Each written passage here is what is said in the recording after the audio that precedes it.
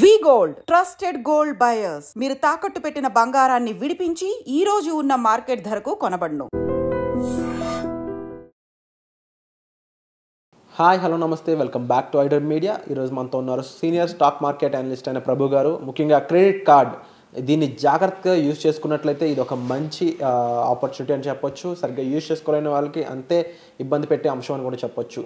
అయితే దీన్ని ఏ విధంగా యూజ్ చేయాలి, క్రెడిట్ కార్డ్ని ఏ విధంగా యూజ్ చేస్తే ఎలాంటి బెనిఫిట్స్ ఉంటాయని తెలుసుకుందాం. Hi sir. హలో అండి. క్రెడిట్ కార్డ్ అనేది ఏదైతే ఉందో ఎలా అయిపోయిందంటే పెట్రోల్ బంకుల దగ్గర నుంచి సినిమా హాల్స్ దగ్గర నుంచి మాల్స్ ఎక్కడ పడినా సరే ఈజీగా ఆఫర్ చేసే ఒక వస్తువులా అయిపోయింది. అయితే తీసుకునే వరకు నో ప్రాబ్లం, తీసుకున్న దగ్గర నుంచి ప్రాబ్లం స్టార్ట్ అవుతుంది. ఆ ప్రాబ్లం కూడా ఎందుకు స్టార్ట్ అవుతుంది, అసలు క్రెడిట్ కార్డు ఎలా యూజ్ చేయాలి, బెనిఫిట్స్ ఎలా పొందాలి అండ్ దాని నుంచి జాగ్రత్త ఎలా పడాలి కాస్త చెప్పండి. అవునండి. క్రెడిట్ కార్డ్స్ అనేది ఇదివరకు అందరికీ వచ్చేవి కాదు, ఇచ్చేవాళ్ళు కాదు. ఎప్పుడైతే ఇప్పుడు ఎస్బీఐ కార్డ్స్ ఉన్నాయి, వాళ్ళు కూడా ఎక్కువ బిజినెస్ చేసుకోవాలంటే కార్డ్స్ ఎక్కువ ఇవ్వాల్సిందే. సో జనరల్గా ఇప్పుడు మన దగ్గర డబ్బులు అనుకోండి, స్పెండ్ చేస్తాం, జేబులో క్యాష్ ఉందంటే ఆగం. ఈ మాల్స్ కూడా వెళ్ళినప్పుడు టెంప్ట్ అవుతారు. సో ఒకదానికి కొనుక్కుందాం అనుకుని వెళ్ళి ఎంతైతే అమౌంట్ ఉందో దానికి 10 ఇన్వెస్ట్మెంట్ చేస్తారు. అసలు మాల్స్ కూడా కాన్సెప్ట్ కూడా అది.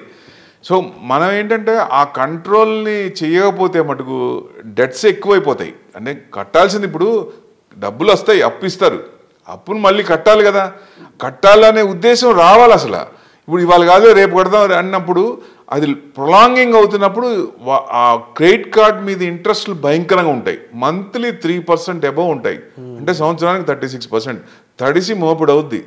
అస్సలు ఎవరు కూడా నన్ను అడిగితే single card, 1 card is enough. అది కూడా మీకు అవసరం, రేపొద్దున నాకు నెక్స్ట్ ఏదన్నా వస్తుంది, నాకు సోర్స్ ఆఫ్ ఇన్కమ్ ఉన్నప్పుడు, ఆ ఇన్కమ్ ఉన్నప్పుడు మధ్యలో మన అవసరాలను బట్టి ఇది చేసుకోవచ్చు. కానీ మన దగ్గర కార్డు ఉంది కదా అని చెప్పి ఏది పడితే అది గీకామో తర్వాత మన గుండు గీకించుకోవాల్సిందే.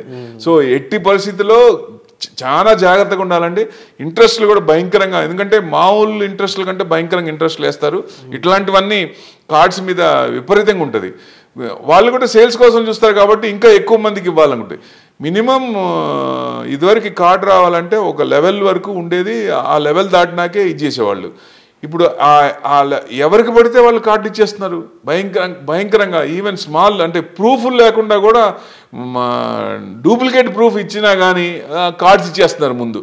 సో అంటే మెయిన్ ఆధారు పాను లింక్ ఉంది కదా, ఎట్లయినా వసూలు చేసుకోవచ్చు అనే ధైర్యం ఉన్నట్టుంది. అందుకని ఎక్కువ మందిని ఈ దాంట్లోకి లాగేసి వాళ్ళని నానాయాతనం పడి వాళ్ళు మొత్తం, ఎందుకంటే కొంతమంది కార్డ్స్ 4-5 పెట్టుకుంటారండి. ఈ కార్డులో కట్టాలంటే ఆ కార్డులో క్యాష్ డ్రా చేసి దాంట్లో కడతారు. ఇక్కడ 3%, మళ్ళీ అక్కడ 3% ఇట్లా రొటేషన్ అవుతూ ఉంటుంది. చివరికి ఆస్తులు అమ్ముకోవాల్సి వస్తుంది ఎగ్జాంపుల్గా. అట్లా ఎక్కువ కార్డులు చేసి ఎక్కువ మొత్తంలో అప్పు చేసిన వాళ్ళకి ఇట్లాంటివి చేయకుండా ఉంటేనే బెస్ట్. ఎందుకంటే ఇప్పుడు కార్డు ఏదైనా ఉపయోగించాం, ఒక 10,000 నాకు సోర్స్ ఆఫ్ ఇన్కమ్ ఉంది, వచ్చేది ఉంది, లేకపోతే నా దగ్గర క్యాష్ ఉన్న అనుకున్నప్పుడు, సో నెక్స్ట్ 40 days వాళ్ళు క్వశ్చన్ ఇస్తారు. 40 రోజుల వరకు ఉండదు, ఇంట్రెస్ట్ ఉండదు. ఆ 40 రోజుల్లో మనం కట్టామా సంతోషం, ఆ 40 రోజుల్లో కట్టలేదు మినిమం అమౌంట్ కొంతమంది కడతారు. కట్టిన తర్వాత బ్యాలెన్స్ అమౌంట్ మీద ఇంట్రెస్ట్ పడుతుంది కదా, అది కంటిన్యూస్గా ఇదవుతున్నప్పుడు మన ఇంట్రెస్ట్ కూడా చాలా ఎక్కువ పడుతుంది కదా. ఇట్లాంటివన్నీ ఇట్లా చేయకుండా ఉంటేనే బెస్ట్. ఎంతవరకు యూసేజ్ ఉండాలో అంతవరకే బెస్ట్. ఇప్పుడు జనరల్గా ఏంటంటే జెంట్స్ కంటే లేడీస్ ఫైనాన్స్ దాంట్లో ఫెంటాస్టిక్ ఉంటారని నా ఉద్దేశం. ఇప్పుడు కార్డ్స్ కూడా వాళ్ళు తీసుకోకుండా వైఫ్ పేరు మీద కార్డు తీసుకుంటే బెస్ట్. ఎందుకంటే వాళ్ళు ఏది కొనాలి, ఏది ఇన్వెస్ట్మెంట్ చేయాలి అనేది ఫైనాన్స్ మ్యాటర్లో జెంట్స్ కంటే ఎక్కువ కరెక్ట్గా పొజిషన్ తీసుకుంటారు. కాబట్టి కార్డ్స్ తీసుకొని హౌసేజ్ ఏదైతే యూసేజ్ ఉన్నాయో వాళ్ళకి వరకు ఇచ్చేసి ఆ రొటేషన్ చేస్తే బాగుంటుంది. ఇంకా ఎక్కువ లైన్ దాటామా వాళ్ళు మొహమాటం లేకుండా ఇది చేస్తారు. ఇట్లాంటివన్నీ ప్రాబ్లమ్స్ ఉంటాయి. ఎక్కువ అంటే 40 days లోపల వచ్చిందంటే సంతోషం, రాలేదంటే కొంచెం ఫుల్ పేమెంట్ కట్టేటట్టు చూసుకోవాలి, లేదా అసలు వాడకూడదు. వెయిట్ చేయాలి, మనకు వచ్చే సోర్స్ ఇన్కమ్ వచ్చేదాకా వెయిట్ చేస్తేనే బెస్ట్ అని ఉద్దేశం అండి. ముఖ్యంగా క్రెడిట్ కార్డ్ రూల్స్లో చూసుకున్నట్లయితే సార్, ఎటువంటి రూల్స్ అనేవి ఎక్కువ మన సిబిల్ స్కోర్ని ఇంపాక్ట్ చేయడానికి స్కోప్ ఉంటుంది అంటారు?